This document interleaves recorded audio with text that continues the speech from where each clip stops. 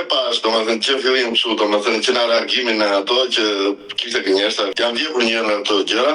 Kleva pak ashtu kuptoi. Tha marr në telefon direkt dhe tha për të vi aty do flasim privatisht, tha mamas tje. Edhe unë kuptova, diçka do t'i thoshte domethënë për marrëdhënien tonë. Kjo më tha mua ka kuptuar djali, një tjetër, i thash unë djali do ta kuptoj, thash ti duhet t'i thash vetë djalit, i thash.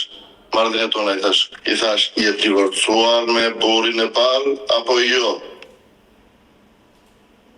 Po jo. Po si do martohesh me mua kur je divorcuar me burrin e parë? Duhet të shkëputësh ekuilibrimin patjetër.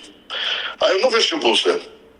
S'ka gjë, mirë jemi dhe kështu. Po qysh mirë jemi dhe kështu? Unë nuk kam garancinë aty, i thash, që mirë jemi kështu. Kishte mësuar dhe sipas djalit saj që kjo kishte marrëdhënie të tjera jashtëmartësore dhe me persona të tjerë gjatë kohës që ishte me papan e saj. Dhe kjo mbase donte edhe me mua të bënte të njëjtën gjë.